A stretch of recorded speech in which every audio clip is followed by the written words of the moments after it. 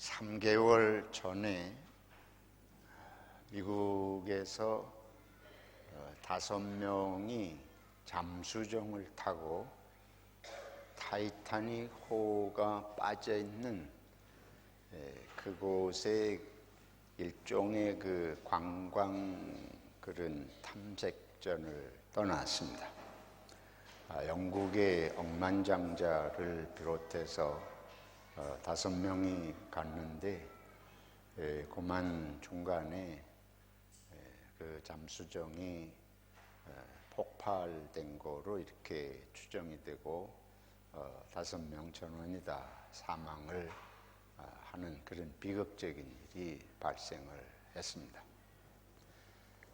타이타닉 호는 많은 분들이 그 영화도 보시고 여러 가지 그 기록들을 아시겠지만은 지금부터 만으로 111년 전 1912년 4월 14일에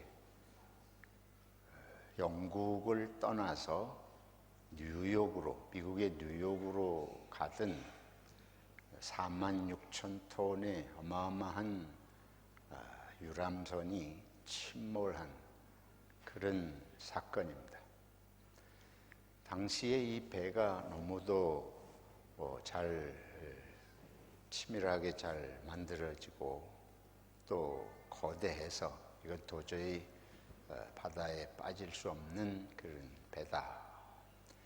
그런 위용을 자랑하고 2224명의 승객을 태우고 승무원을 합해서 4월 10일 날 영국을 떠나서 일주일 지난 4월 17일이면 뉴욕에 도착하기로 예정을 하고 이제 떠났는데 사흘을 앞두고 뉴욕에서 2,000km가 떨어져 있는 북다서양에 침몰했습니다.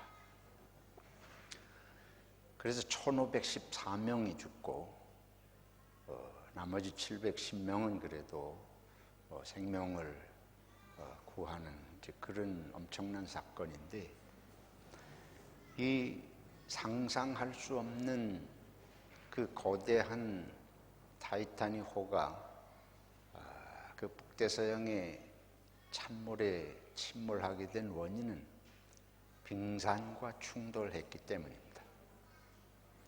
근데 그때가 칠흑같이 어두운 밤인데 밤이라 앞에 무엇이 있는지도 잘 분간이 안 되는 그런 상황에서 이 배를 운행하던 그 항해사가 불과 450m 앞을 남겨두고 전방에 20m 높이의 빙산이 있다는 것을 발견을 했습니다.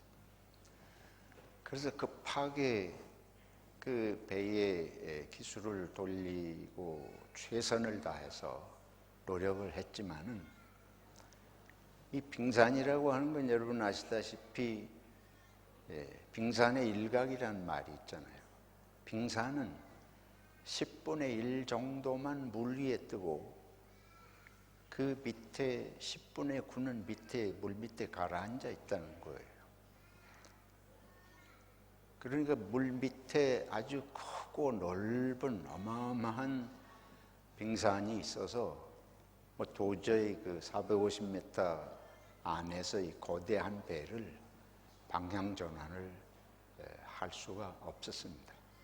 최선을 다했지만은 마지막에 배 오른쪽이 빙산에 부딪히면서 이 배가 깨어지고 그 다음에 물이 점점 차올라서 침몰하게 됩니다. 우리가 이 배의 침몰의 그 과정을 상세히 소개한 걸 이렇게 보면 당시에 북대서양 바다에 그 빙산들이 여기저기 떠돈다.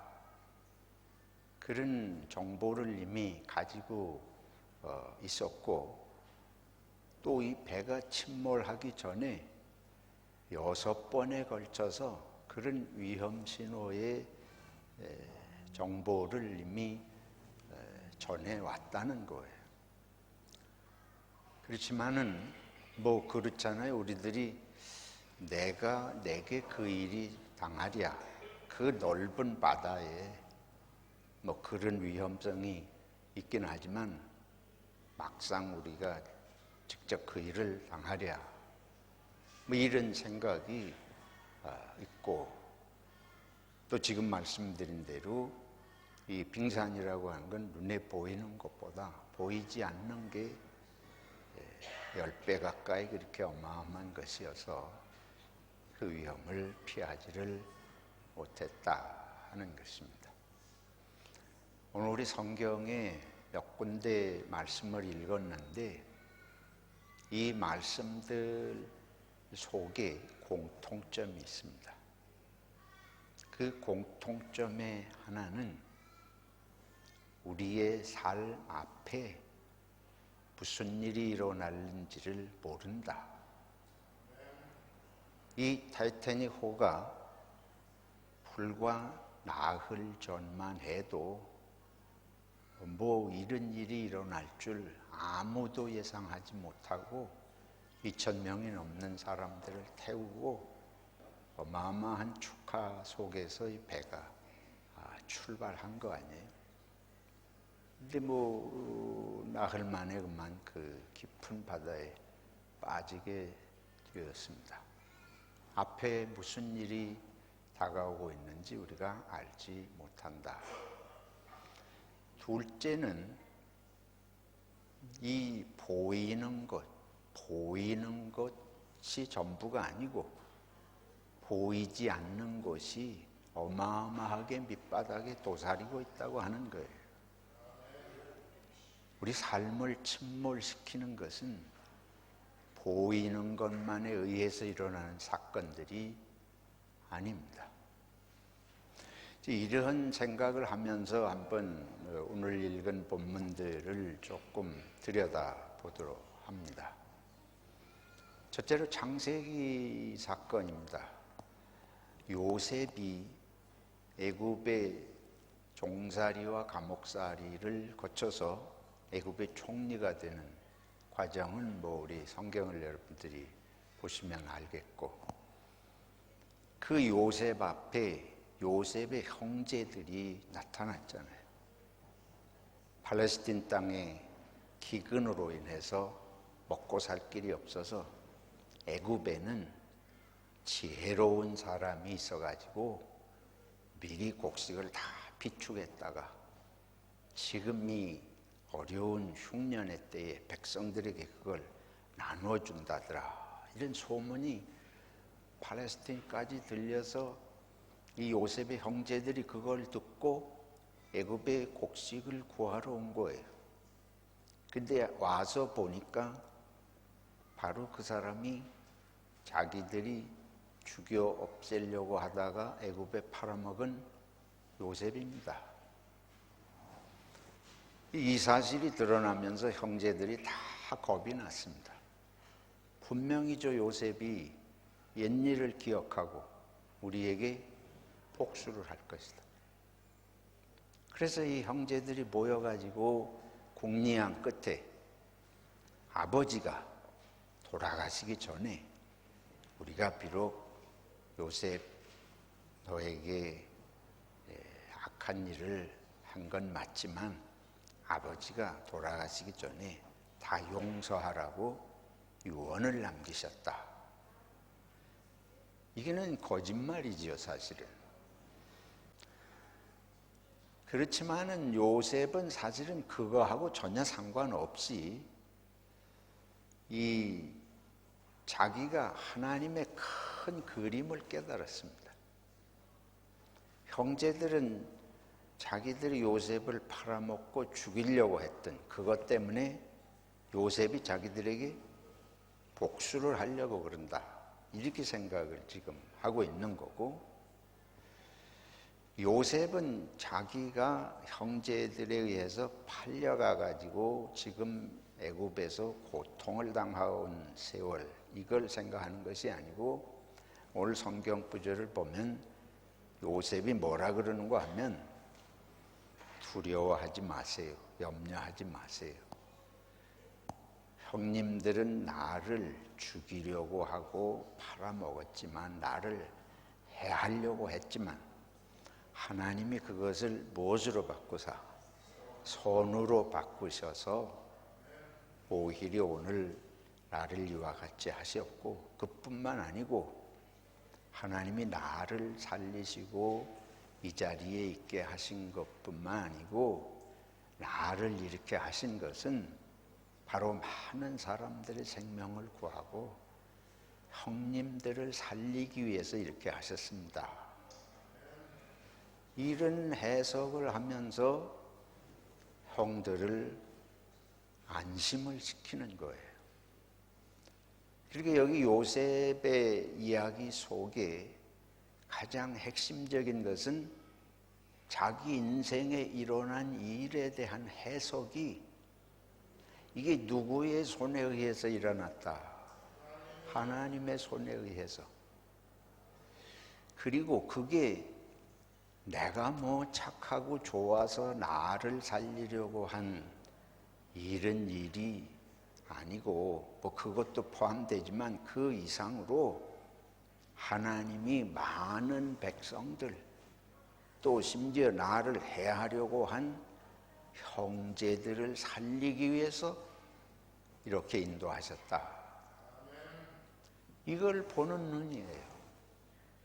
자기 인생을 걸어오면서 있었던 일들에 대해서 하나님의 크신 손이 인도하는 그 손길을 보는 눈이 요셉에게 있었습니다. 요셉의 형제들에게 없었던 건 바로 그 하나님의 손을 보는 눈이 없었던 거죠. 우리가 출애굽기 사건을 읽었습니다. 오늘 읽은 출애굽기 사건은 10번의 재앙을 통해서도 바로왕과 애굽 사람들이 깨닫지를 못하고, 마지막 날 밤에 이제 자기들의 마다들과 뭐 짐승 가축까지라도 다 초태생은 죽어나가는 이제 이런 비극 때문에 이스라엘 백성을 보내기는 했지만은, 또 보내고 나니까 또 지정신이 돌아와 가지고 이걸 그냥 보내서는 안 되겠다. 그래서 군대를 끌고 이스라엘 백성을 추격을 하잖아요. 그 추격을 하다가 하나님이 모세를 통해서 홍해를 가르게 하시고, 이스라엘 백성은 그 홍해를 건너는데, 이거를 애굽의 군대가 다 따라 들어갔다가 이스라엘 백성은 다 건너고, 따라갔던 애굽의 군대는 다 물속에 전멸했다. 그런 얘기예요. 이 사건이 보여주는 것이 무엇입니까? 10가지 재앙이 하나하나 갈수록 사실은 이스라엘 백성들을 놓아보내도록 하시는 하나님의 애굽에 대한 경고인데, 마지막에 그 아주 비극적인 재앙을 겪고도 이게 하나님께서 이 사건을 주도하신다는 데 대한 이게 얼마나 무서운 일인지 깨닫지를 못한 거예요. 이게 그럴 수 있을까 싶을 정도로 이 10번이나 재앙을 통해서 그 하나님의 손의 역사하심을 보고도 결국은 못 깨달아. 하나님이 어떤 분이신지, 하나님의 심판이 어떻게 두렵고 강하게 역사하시는지를 아마 이게 자꾸만 되풀이되면서 만성이 돼서 그런지 못 깨닫고 최종적으로 그렇게 물속에 수장될 정도로, 이게 하나님이 하시는 일을 보지 못하는 것의 비극과 불행과 어리석음을 이 성경이 말씀하고 있습니다. 이스라엘 백성이 홍해를 건넌 이후에도 광야를 건너가면서 끊임없이 불평하고 원망하는데 그것도 역시 하나님께서 크신 손길로 능력의 손으로 큰 계획을 가지시고 놀라운 계획을 가지시고 인도하신다는 것을 깨닫지 못하고 순간 좀 목이 마르고 순간 좀 먹을 게 없고 하면 끊임없이 원망하는 이 문제는 결국은 역사와 우리의 삶을 하나님이 인도하시는 이걸 큰 그림을 깨닫지 못할 때에 이런 문제가, 이런 비극이 발생하는 것입니다. 오늘 예수님께서 이제 베드로하고 대화하시는 장면이에요. 이 마태복음 18장의 말씀은 베드로가 예수님께 여쭙니다. 내 형제가 죄를 지으면 몇 번이나 용서해야 되겠습니까? 7번 하면 되겠습니까? 그리고 예수님께서 7번씩 70번이라도 해라. 그러니까 이게 말도 안 되는 말씀이에요. 우리가 생각하면 정말 말도 안 되는 말씀입니다. 근데 그 말도 안 되는 말씀을 왜 하시는가? 예수님이 내가 하는 이 말이 7번씩 70번이라도 해라 하는 이거는 뭐 헤아릴 수 없는 무한정 얘기 아니에요. 7번씩 70번이면 뭐 500번 가까운 건데 어떤 사람이 우리한테 평생에 500번 가까이 잘못할 일이 뭐가 있겠어요? 이거는 말도 안 되는 소리인데 예수님이 그 말씀을 하시면서 뭐라고 이게 내가 황당한 얘기, 말도 안 되는 얘기가 아니고 이게 실제로 심각한 중요한 일이다 하는 걸 이제 예수님이 스스로 설명을 하십니다. 그게 이제 뒤에 나오는 얘기예요. 아시는 대로 비유를 들어서 예수님이 설명을 하세요. 어떤 사람이 임금에게 1만 달란트라고 하는 어마어마한 돈을 빚을 졌다. 그래서 임금이 이제 갚으라고 그러는데 아내와 자식과 재산을 다 팔아서 갚으라. 그 말은 그렇게 다 해도 갚을 수 없는 돈이라는 거예요. 그런 빚이에요. 근데 그거를 뭐 갚을 길이 없으니까 이 빚진 사람이 뭐라 그런가 하면 참아 주십시오. 내가 갚겠습니다. 그거 말도 안 되는 줄. 자기가 무슨 재주로 갚겠어요. 예수님께서 이 비유는 일부러 이렇게 엄청난 건데 이 사람은 그래도 갚겠다. 주인은 갚을 길이 없는 걸 알기 때문에 참아준 것이 아니고 뭘 했습니까? 다 탕감해줬다. 빚이 다 없는 거로 만들어줬다. 그러니까 이 주인도 이해할 수 없는, 이 세상엔 그런 주인이 뭐 어디 흔하겠어요? 그런데 그 다음에 우리 아시는 대로 근데 이 사람이 그 임금에게 어마어마한 도저히 불가능한 빚을 다 용서를 받았는데 그 다음에 자기 친구가 자기에게 100데나리온 빚진 거를 가가지고 나한테 빚을 갚으라 막 졸라댔다는 거예요. 근데 이 사람도 갚을 길이 없으니까 좀 참아주시오. 근데 이걸 참지를 않고 이 사람을 감옥에다가 재판을 하고 감옥에다 보내버렸다. 그런 비유를 예수님께서 드시면서 그러니까 임금이 이걸 알고 네가 빌기에 1만 달란트를 다 빚이 없는 것으로 탕감해 줬는데 너는 이 동료의 네 동료의 불쌍한 동료의 100데나리온을 받아내려고 못 갚으니까 감옥에 보냈으니 이럴 수가 있느냐.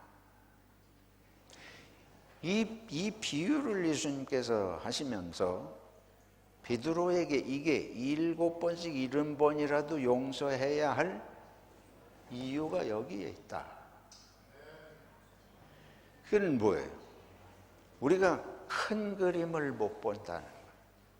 삶의 큰 의미를 이 사람이 깨닫지를 못하는 거예요.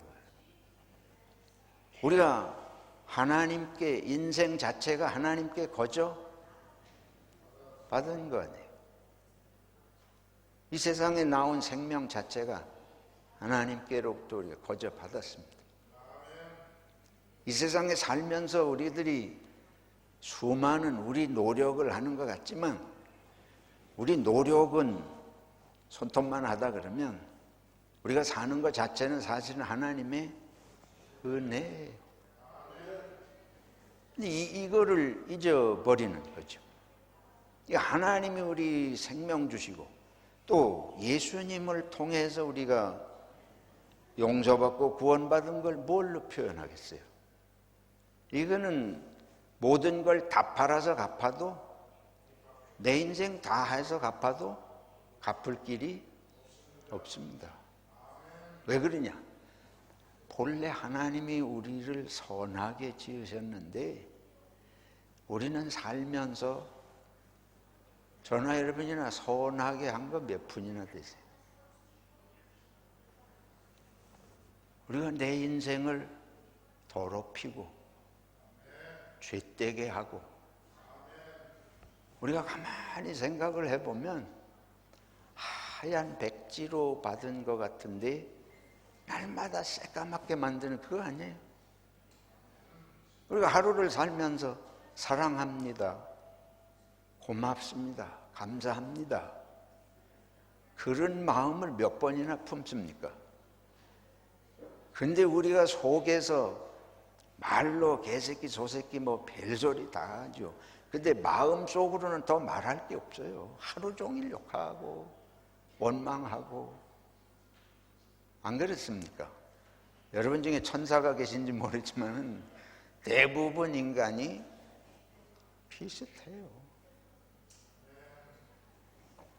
하나님께서 우리가 이런 사람 되라고 이 세상에 보내셨을 리가 없잖아요. 근데 그거 자체로 우리가 빚입니다. 이게 내 인생을 플러스로 만든 게 아니고 마이너스 정도가 아니에요. 내 인생을 내가 오래 살면서 인생의 플러스를 만들어 오고 살고 있나, 내 마이너스를 만들며 살아오고 있나. 뭐 간단해요. 여러분 아내나 남편한테 물어보세요. 그러면 당신 시집 오기 전에 나한테 대한 이미지가 지금 더 좋아졌어요? 나빠졌어요? 좋아졌다고 말할 사람이 말 앞에, 눈앞에서는 알는지 모르지만 그게 쉽지 않습니다. 전부 천사인 줄 알고 이 세상에서 제일 멋있는 남자인 줄 알고 갔는데 가고 보니까 이 개똥만도 못하니까. 그게 증거예요. 우리는 우리 인생에 플러스로 살아온 것이 거의 없습니다. 앞으로 100년을 산다 그래도 비슷할 것 같아요. 세월을 오래 살수록 더 마이너스 되게 할 가능성이 뭐 그게 다분해요. 그러니까 이 하나님의 생명 주신 하나님의 이 은혜에서 보면 나는 갚을 길이 없습니다. 난 오래 살고 싶은 욕심은 있는데 오래 산다고 내가 더 선해지겠다 그런 자신은 정말 없는 거예요. 안 돼요. 갚겠습니다. 조금 기회를 주시면 잘해보겠습니다. 제가 호주에 오기 전에 금식하면서 하나님께 그런 기도를 정말 한 적이 있습니다. 그런데 지금 가만히 생각해 보면 그때 한 기도는 다 거짓말이에요. 더 좋아진 게 아무것도 없어요. 뭐 훨씬 더 새까맣게 된 거죠.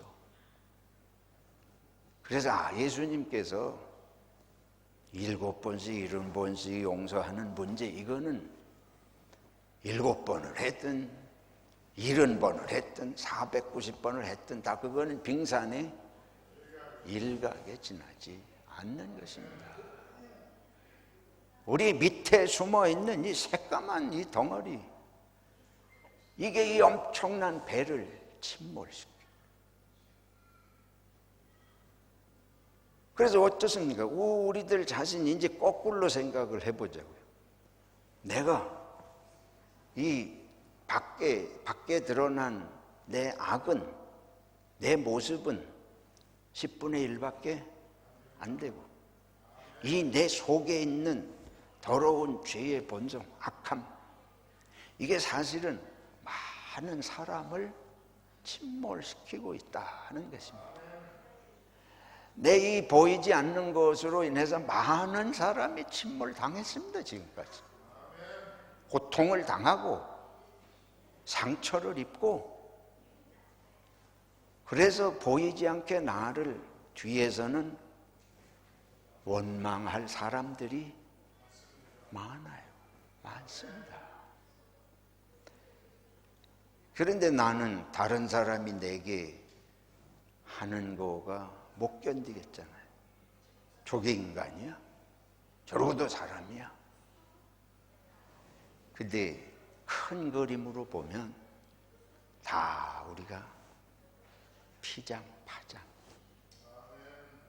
그러니까 여기서 다시 한번 우리들이 새기게 되는 것은 용서하는 길은 다른 길이 없어요. 내 눈에 보이는 것만으로 해가지고는 용서를 절대로 못하죠. 나는 그거밖에 안 보이는데.